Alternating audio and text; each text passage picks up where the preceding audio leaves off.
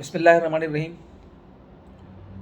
आज हम डिस्कस करेंगे कंपनी एक्ट 2017 के सेक्शन 21 को, registered office of the company. अगर एक कंपनी है जो बनती है तो हर कंपनी के लिए रिक्वायरमेंट है कि उसका एक रजिस्टर्ड ऑफिस होना चाहिए। और जब कंपनी आप इनकॉर्पोरेट करते हैं तो आप रजिस्टर्ड ऑफिस को के नाम को वहाँ मेंशन करते हैं। और अगर आपने for the time being registered office आपका नहीं है, कोई आपने टेम्पोररी किसी एड्रेस के ऊपर रजिस्टर्ड ऑफिस क्या कहते बनाया है, तो जब आपका प्रॉपर रजिस्टर्ड ऑफिस हो जाता है तो वो आप कमीशन को कम्युनिकेट करते हैं। सबसे पहली बात तो ये है कि कंपनी का एक रजिस्टर्ड ऑफिस होना चाहिए। वो रजिस्टर्ड ऑफिस होता है जिसके अंदर जो है वो कमीशन या रजिस्ट्रार उस रजिस्टर्ड ऑफिस के ऊपर सारी कम्युनिकेशन करता है। और अगर कंपनी इनकॉर्पोरेट करते हुए आपने प्रॉपर रजिस्टर्ड ऑफिस अगर नहीं बनाया है, टेम्पोररी ऑफिस है, और आप बाद में क्या कहते तो आपके लिए ज़रूरी है कि आप 30 डेज़ के अंदर अंदर जो है वो रजिस्ट्रार के सामने डिक्लेयर करें आप अंडर सेक्शन 21 कि ये कंपनी का रजिस्टर्ड ऑफिस है। उसका ऑब्जेक्टिव ये होता है कि रजिस्ट्रार कोई भी कम्युनिकेशन करेगा वो कंपनी के रजिस्टर्ड ऑफिस के ऊपर करेगा, कोई नोटिस इशू करेगा तो वो रजिस्टर्ड ऑफिस के ऊपर करेगा, कोई शोकॉज होगी या कोई और कम्युनिकेशन अगर कमीशन या रजिस्ट्रार करना चाहता है तो कंपनी का रजिस्टर्ड ऑफिस ही इस पर्पज़ के लिए काम आएगा। इस तरह कंपनी क्या है तो कोई बिज़नेस करती है तो बिज़नेस करने के लिए जो अपने क्रेडिटर्स को डेटर्स को जो एड्रेस प्रोवाइड करेगी वो भी रजिस्टर्ड ऑफिस होगा, और सारे लीगल कम्युनिकेशन जो होगी वो रजिस्टर्ड ऑफिस पर होगी। अगर कोई कंपनी अपने रजिस्टर्ड ऑफिस को चेंज करती है, यानी आपका एक रजिस्टर्ड ऑफिस है और बाद में आपने अपने रजिस्टर्ड ऑफिस को चेंज कर लिया, फॉर एग्जांपल लाहौर के गुलबर्ग में आपका ऑफिस है, आपने लाहौर DHA में चेंज कर लिया, या आप कराची में हैं, कराची में आपका ऑफिस तारिक रोड पर है, आपने उसको PSHS में कर दिया, या आपका ऑफिस कराची में आपने लाहौर शिफ्ट कर दिया। तो अगर कोई रजिस्टर्ड ऑफिस के अंदर आपको चेंज करेंगे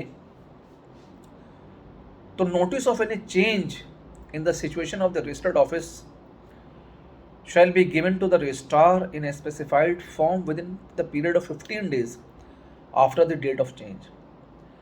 आप जब भी रजिस्टर्ड ऑफिस में कोई चेंज करेंगे तो 15 दिन के अंदर अंदर आप रजिस्ट्रार को उस चेंज के बारे में आगाह करेंगे।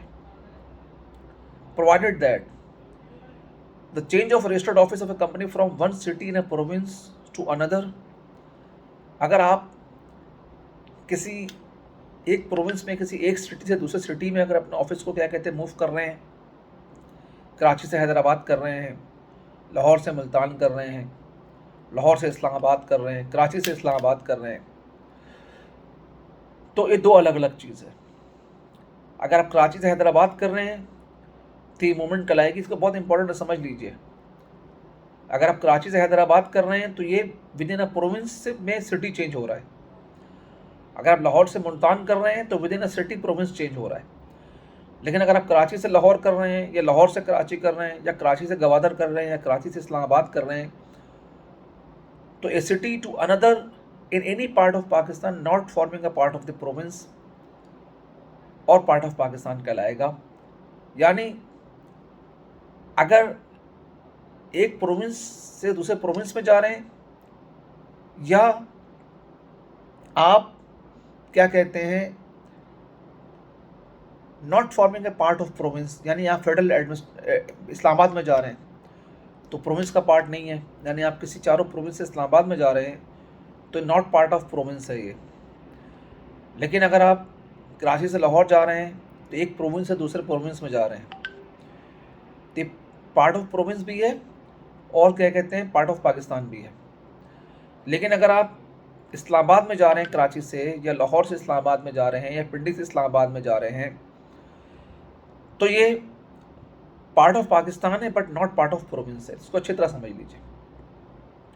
तो अगर आप ये कर रहे हैं कि one city in a province to another और a city to another in any part of Pakistan not forming part of province, तो इसके लिए shall require approval of general meeting through a special resolution. तो अगर आप with in city अपने क्या कहते हैं ऑफिस को चेंज कर रहे हैं तो आप सिर्फ रजिस्ट्रार को विद इन 15 डेज आप इंटीमेट कर देंगे। लेकिन आप एक सिटी इन अ प्रोविंस से अनदर सिटी में कर रहे हैं या a city to another in any part of Pakistan not forming a part of province कर रहे हैं, तो ऐसी सूरत में आपको जनरल मीटिंग से स्पेशल रेजोल्यूशन से अप्रूवल के थ्रू अप्रूवल लेनी पड़ेगी। और अगर आप अप्रूवल क्या कहते हैं नहीं लेते तो every officer of the company who is responsible for such non compliance shall be liable to a penalty not exceeding level 1 on the standard scale. जैसा आप चाहते हैं जानते हैं कंपनी एक्ट के अंदर 3 लेवल हैं 1, 2, 3, तो लेवल 1 की पेनल्टी लगेगी और फिर रजिस्ट्रार आपको गाइडेंस भी डायरेक्शन भी देगा कि जब आप ये कर लें। ये बहुत इंपॉर्टेंट प्रोविजन थी। उम्मीद है कि क्या कहते हैं आपको पसंद आएगी। अगर आपको हमारी वीडियो पसंद आती है तो आप हमारी वीडियो को लाइक और सब्सक्राइब कीजिए। Thank you very much.